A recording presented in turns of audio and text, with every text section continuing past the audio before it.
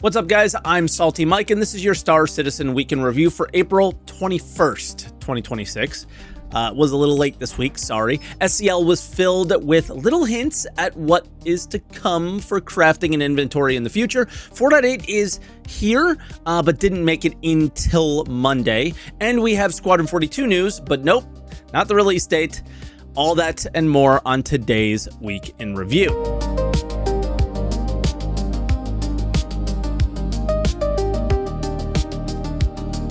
And as always, if this is your first week in review, this is where I take all of the official Star Citizen news each week, put it into one video, and share some of my opinions about it. I also live stream on Twitch, twitch.tv/SaltEMike, so stop by and say hi if you haven't yet. No sponsor this week, so the best way to support the channel is just watch the video through, like it if you enjoyed it, and subscribe if you haven't yet. Oh, and I have a merch link down below at saltemike.tv. So with that, let's get into the patch updates.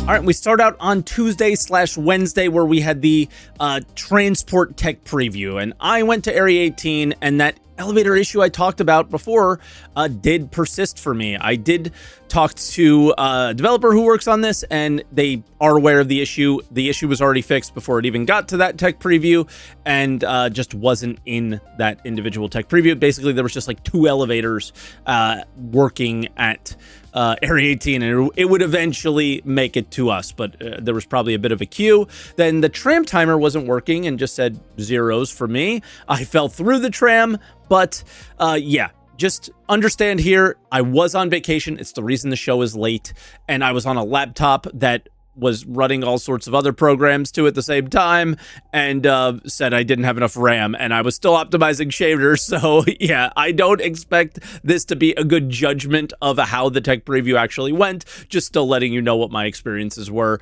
I wasn't even on a gaming laptop, right? In the end, it's the transit rework, it's to server meshify the transport system. But that seems to be there, right? And there's going to be a few bugs. No big deal, right? Then we had a launcher update. This is for disk space. The launcher will now let you know how much of it is left for downloads, and it will give you a prompt if you don't have enough. And then, yeah, we ended up having a potential chance for a 4.8 Evo TP over the weekend. That did not happen. I'm kind of pleased with that, but also my flight was really late and delayed and all this silly stuff that happened yesterday. So I'm recording this Tuesday morning, basically. The 4.8 did drop Monday night, which was really cool. What's in it? Main focus is strike groups. That is the main focus, is this strike group gameplay, but there is a bunch of things listed in the not ready for feedback section. A new event with Xeno threat, the refueling, rearming, and repairing inside of ships, stuff like that as well, right? So there's Hammerhead updates. There's all sorts of things listed there.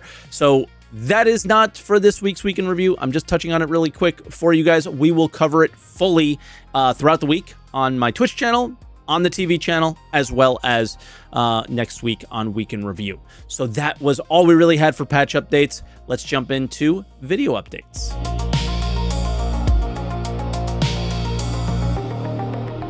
All right, we had an SCL with the crafting and inventory teams. Basically, just Declan and everybody else was just there to fill in. It seemed like it was pretty funny. The first clip here, though, is probably the highlight of the episode, so I'm just going to roll it. Will we be able to increase the quality of such material? Yeah, start with a hot question. Current plan is no. You won't be able to increase the quality of the material, and there's a few aspects that go into that. Firstly, we would like rare materials and valuable materials to remain rare and valuable. Concern being that if I can take a large chunk of low quality, condense it into high quality, given enough time, players will have high quality everything. And that greatly devalues the future play trading opportunities, where we really want to see the scenario of a player finds a super high rare, high value ore deposit, and perhaps on their player base they set up a shop, and then you have people coming to your shop and like buying from you, and you get to interact with them and so on. The second part is there is a need for the lower and mid quality to have greater value. At the moment, because it's bigger number is better, everyone's searching for the high quality. So to resolve this, our plan is with the refining updates that you have 2 ingredients for when you're refining. One of them will be a primary, 2 or more, it could be 2 or more to be fair, 2 or more could be secondary, and the quality of the secondary determines how much of it you need, whereas the primary is the quality of the primary is used for the refined material. So if it's iron, we always go for the steel example. So if you're making steel, primary is iron, 750 quality iron makes 750 steel. Carbon, the quality is not too important. So you can get a massive amount of carbon, however much you need, of terrible quality, shove it in and get your steel. So the value in the lower quality stuff will be in using it to get a greater quantity. Not quantity, it's just for the secondary inputs, you need less of it if it's high quality, but you can still use any quality. Okay. So you can farm up loads and just shove it in as secondary. So highlights in not the best way possible, because this kind of contradicts a previous SCL where we were told that refining would improve the quality of mined, salvaged, or dismantled material. I actually agree with this because he's 100% right. With the choices that they are making, we will just end up having a bunch of 900 quality material and items. Where I don't agree with them is this form of refining being the solution for lower quality materials being used more often. Sure, they will get used more than what they are now, but I think the actual solution is creating enough destruction or loss or degradation, whatever they want to do, where your day-to-day gear is not 900 gear, and your really important stuff is that higher quality things that you're going to use at, I don't know, the Yormandi or the worm fights or a really important PvP battle, right? Special occasions. Let me know what you think about that, because people love and hate those ideas about video games, MMOs, things like that, of like storing your good gear for a while and not using it. You may like it, you may hate it. I think it's better than the choices that they're making now, but there probably are better options than both of those choices, right? Then we hear about how they want to handle player trading. It's something that's really important to me in particular. Like I got on stage at Con a couple of years ago and talked about how important I think the player-driven economy can be, especially now that we're finally getting crafting out. Like if you can't do player trading, it's not what I want it to be. So gonna get there as fast as possible. We got to balance it against some other things like social features and so forth. But what we want to do is give players a space in the world, taking advantage of the trade centers that we already have in locations where you can go there and you can take anything in your local inventory and put it on the local net and pick your price and sell it for what you want. Or, you know, what anybody else there that's done the same, you can buy their stuff and get what you need. So we have those actual in-world commercial centers. And then eventually we'll have player bases, base building, where you can do that locally and build your own town. So I think the most important takeaway here is not really the player trading hubs and the talking about player trading themselves. I think it's that's all basic ideas that have existed forever. But he gave the indication that it is not coming soon, and that social tools are the more important thing to come first, because it will kind of lead into this. Then next, they address the elephant in 4.7. Mining is just scanning. The question is like, all I'm finding is boring stuff. Where's the excitement? It's like, we will balance that over time. If we're not, you know, supplying enough for the players to like feel satisfaction in that process, if we're not supplying enough for to have a good crafting environment, we will adjust the balance of what we think, you know, gets to a good place for both the economy and to make sure that all the other game systems come together for, you know, a fun environment. That's for that, we are even like monitoring all the rates that we see drop. So we are adjusting. So for every patch cycle, the numbers might change a bit, so that we're getting to a range where the material that the players will find is actually like meaningful and has a purpose for them. Yep. But yeah, I wouldn't call mining tedious. Well, it depends. You know, not every game loop is going to be for every person. And we don't know the person who said this. For some people, it will be tedious. Now, again, this answer is absolutely awesome and fine for the game that we have now. They're just letting us know that they're willing to adjust, which is great. But again, the root of the problem is the why. Why are none of the materials that we find worth mining? Because they're not creating a cohesive system yet, at least, that makes all of the material that we come across worth mining. And then mining becomes just scanning again if they don't do anything like this, like it's always been. And it's just exacerbated now with the idea of 900 plus quality material being the most valuable, right? I have no clue when we're getting this next thing on the list of improvements, I guess, but I can't wait to see them. A couple of things in the work for the quality itself, which will help with the bloats. And then, as you mentioned, the crafting guide, there's some inventory adjustments and management tools. The first one is kind of like a folder structure. So if you have 20 variants of copper, they'll be inside a folder. You'll click the folder and then you'll see your 20. So as you're scrolling through the freight elevator, your inventory, it'll look much cleaner until you want to dive in and see all the details. The second one is merging and splitting. So merging, people have like half empty boxes they're hauling all over the place. They would, if they're low quality or you're not too bothered to keeping them separate, you could just stick them all together. The quality would average out based on the SCU weights.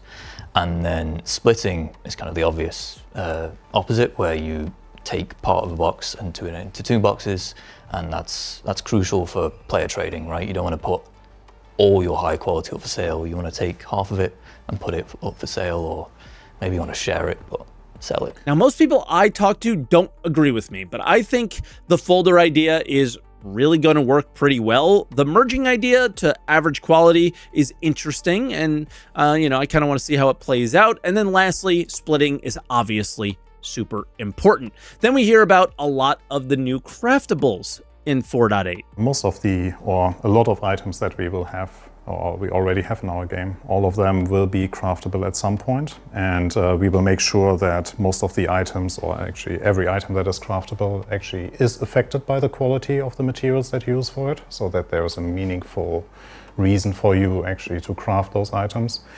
And for 4.8, we are already expanding our catalog of craftable items. So we are expanding it to ship components, and those will also be affected by the stat improvements that you get from the quality. So you will be able to craft, correct me if I'm wrong, Dek, but power plants, coolers, life support generator? No, life support generator. We didn't. No. So what did we, weapons? Weapons, Weapons we did agree on. Shield generators? Shield generators are there. Yeah. What am I missing? Am I missing something? There's tractor beams. The modules, the subcomponents for the salvage heads, mining heads, refueling. The refueling one's an interesting one. We probably won't get stats for that, but we will have them because there are some refueling changes. There will be some craftable refueling elements. Yeah. Okay, first off, I'll just list 2 more that they said later in the show. Quantum drives are appearing in 4.8, it seems, as well as backpack blueprints, which the backpack blueprints will not have any stats on them. You're just going to be able to make the backpack for the set that you might like, right? But I'm pretty excited for the salvage and mining stuff that was mentioned here. Not gonna lie, what's your most anticipated item to craft here? Let me know down in the comments, right? There's some cool things there. Mine is probably the salvage laser heads. I think that'll be really fun to see how far we can take it. Next, we hear about what their current plans are for higher tier items in crafting. One of the things is that not only can you get more stats, but you can get more options. So there'll be a material that you can have either different types of or different qualities of that will provide a trade-off between a buff and a debuff. So you can really lean into one stat that you really like if you want to. So not only the stats will get generally better if you increase the tiers, but in the highest tier and in the highest tiers, you will even be able to affect or focus on a certain stat with the downside of affecting another stat in a negative way. I'm not sure why the buff/debuff style is not in the first tier where we are crafting now. I can understand why it may not be in 4.7, like it wasn't ready, but as long as this is their intention sort of going forward, I think that's probably a good thing. And then lastly, they discuss degradation, and this is a long one, so strap in. Degradation or every system that we do is never meant to annoy people. We want players to enjoy playing our game, and that also means that we have to be very like conscious about some decisions that we take. Degradation is one of those decisions where we are very conscious about that. If we do it wrong, we can be very impactful in your everyday gaming life. So what we do here is that we still want degradation to play a big part in our game, because it's a way of us having you exchange components, taking care of components, taking care of your equipment so that they degrade slower and the functionality is reduced in a slower rate than normally they would be. But we also want to make sure that there is a floating economy. And like in real life, at some point, the laptop that you own will not be as performant anymore as it is right now. So too late. It's thanks to capitalism, you want to buy a new one because you need a faster PC. And we need a similar system in our game, because we need a thriving economy, and a thriving economy you get by people buying things. And in our case, one of the levers that we have there is actually the degradation, because it is like the degradation impacts the functionality. So the older your item gets, the less functionality it will have. We will give you opportunity to, as stated, to, like, if you treat it well, the functionality ratio will, or the degradation process is slower, so the functionality will remain longer. We will also give you ways to sometimes, in rare occasions, be able to restore some of the functionality of the item. We will make use, for example, of the crafters that you have, where you basically can repair that, which might be more sustainable for the component than putting your multi-tool onto it and repairing it. So it might be a good choice to use the crafting repair functionality over the hand tool repair functionality. But overall, at some point, everything has to go. And you have to replace. So because that then introduces you crafting new components, maybe even better components. So there's some interesting mechanics behind that. But there's also like the things, we are very, very aware that sometimes you have this one item that you don't want to lose. So we also want to make sure that we tailor towards those things that you will not lose it. Right. So we are talking for a power plant about a week, maybe 1 week and a half of usage, full usage. That means you have the time using it until it reaches zero functionality. So you basically have to replace it. You say things like, I have to interject. Are you saying a week of game time or a week of real life time with you not logged in? No, it's play time. So you playing actively, using the component gradually, so it is not even, so the component is not resting, the component is not turned off, the component is on an average use case throughout a week and a half. So more than 150 hours before you have to. Yes. Well, so let's not give exact numbers. Yeah, that's my point. That's my point. But like the high level intent is that it's not something that you're going to have to deal with every play session. It's a long-term mechanic. So again, if you made it through that, thank you. But this one is so weird. That's why I wanted to include everything they said. They want things to degrade so we can craft more things. But they also know that there's that one thing, which is literally every item in this game to this player base, that they might want us to let us protect, right? But players are so, mine in this community. And then there's also a way to fully repair stuff potentially. And yeah, then we know what we know about purchasable items, like they're never gonna break. So, but they'll get degrade. It's just like these devs seem to really have their hands full. And as far as like with a bunch of bad ideas that they're trying to make good, right? And it's like not their ideas necessarily that they're making, but they didn't give me a ton of confidence. But like always, let's see how it plays out, give our feedback when it's in our hands, and hopefully they fix it. Now for quick hits, these are all the things that were in the video, but I wanted to share with you. Also, I'm going to do a react on my TV channel probably today as well. So we'll have the full show at some point on YouTube as well. They want the inventory system to be faster and more snappy, but apparently they found the cause of some of it recently, so maybe we'll see that soon. They want to include higher quality materials, but don't state how high that are in in-game shops, guys. I feel like this is completely, again, contradicts the "we want things to be rare" comments, but yeah, they made throughout the show, but it all depends on how much of the material they sell, how much it costs, and so on. They mentioned they want player trading to be the main source, and that player trading with StarSim will help determine NPC pricing. Okay. There'll be a mobiGlass app for the blueprints to know what you have, and it's very much a future effort, not something that's happening now, but that was included in the crafting guide post that we saw a week ago, along with like a bunch of other questions that were asked and answered. They want us to craft weapon attachments too, and also mention dialing the ones that we have back. I'll just say this, a combination of crafted gear and finding like legendary type gear in MMOs is always awesome. So I don't want to craft everything, actually. I do want that drop that is named and cool, and, you know, Tweaker kind of fit that for us for a little while. And I think they could do more of that in the future, and we can mix and match sets, and that might be really nice. I really enjoyed the weapon attachments for this reason in the game, right? The blueprints will not be for tints in the future. The plan is to apply these tints to the base weapon or armor or whatever.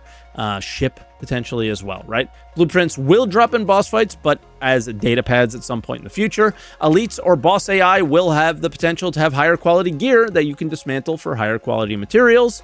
In 4.8, they are putting less icons in a row. I think it's going to be 4, they said, so it's easier to read. They're also going to make them bigger. Then there was a super brief mention of intermediate crafting items for the shipbuilding process, so maybe like a cockpit or a chassis or a wing or something like that in the future. That one's really interesting. We'll have to see what happens with that.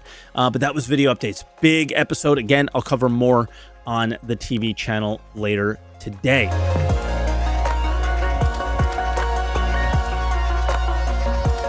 All right, and for other updates, we start out with the sneak peek. My initial thoughts were not the consensus that people think it is. Everyone is thinking this is the Drake command module seat. I feel like the seat looks more like RSI or MISC or something, but I just noticed the visual detailing as much as, like, I don't notice that kind of stuff as much as most of you guys, so you're probably right. Obviously, there is a ton more coming at Invictus than just the Ironclad, so maybe this is just one of the unannounced ships. Let me know what you guys think in the comments. And then the kind of drama for the week was this Squadron 42 buyback update thing. So this is not a notice that they're going to do something. This is a response to the fact that they already did something without telling us, and we found out. They have disabled buybacks for anything related to Squadron 42, it seems. Why do this? Money, of course, right? But that isn't just black and white. I imagine there are many thousands of Squadron 42 packages out there that are below the value of $70 plus, which is likely what the sale price of the game will be. And CIG has allowed this gray market and third-party selling situation to exist for their own benefit, to be fair, forever, i.e. every single limited ship sale is 100% plagued by these reseller bots and all this other stuff. So making this change without notice prevents them from like these third-party sellers from taking advantage. So the without notice thing does have some reasoning and logic behind it, no matter how rude it possibly is to the average backer, right? All the bad people ruin it for all the good people, and there's way less bad people than there are good people who are just buying ships and want to have a good time. What likely should have happened, though, is prevent any gifting or trading of anything with a Squadron 42 package in it. Because, guys, like, I have a bunch of Mustang Omegas, many of them still, that both have Star Citizen and Squadron 42 on them. I paid $12 for those. I could make a massive profit if I wanted to, but I use them to gift the game to real-life friends who want to try the game out, because I don't believe the game is worth $70, $100, whatever people might want to pay for it right now. But if they really want to try the game out, I just send them that for free. The biggest problem here is this affects people, legitimate players, trying to enjoy the only product available now, which is Star Citizen, waiting for the release date on Squadron 42. Well, they were just unmelt and buy back that package that they had, but it's all ruined because resellers, right? Like, I just see this legitimate scenario where I have a Squadron 42 package melted because I don't need it right now. They haven't even given us a date yet, right? So this isn't a buyback issue. To me, this is a gifting issue, but CIG chose to attack it in a way that appears to be just a suboptimal way. Let me know in the comments if you feel I'm on point about this. I really pay zero attention to the store side of the game, and I just have no interest in that, right? I just want to play my forever game at some point, and all this stuff is just so stupid to me. Then we get the monthly bundle, which is another sale thing, which will likely do really well as it involves the Wolf, which is a popular ship, and black and red skins, which are also probably some of the more popular skins. It's got the Monday armor as well as the AO3. It's $25, not my style though, but I just think people love black and red, so I'm sure we'll see a ton of these in game. As I see a ton of that scheme in the game. Then we got a lore post. This is an extremely old post that was just being shared because they want to sell a JPEG. That's right, a picture of a spaceship. Not even one that will probably be in the game in the next year or two, or even in 1.0 potentially. We know they have one more concept sale left. That is the battle something, who cares, honestly, but it's going to be sold at Invictus this year. It's a giant ship. My guess is $3,000. It's the most inaccessible thing of all time. I don't have the post for this. I might throw it to the editor real quick as well. The last thing was there's a ton of 30Ks happening now, and they know they're happening, but it's not a quick fix. This was like a post on Reddit that I saw while I was on the plane. So that is all I have for you guys this week. What a weird week for me. I'm very much looking forward to getting back to our normal Monday schedule and talking about 4.8 stuff with you guys next week. So thank you so much for watching. I appreciate it. Hit the like button, subscribe, all that stuff, and I will catch you guys next week.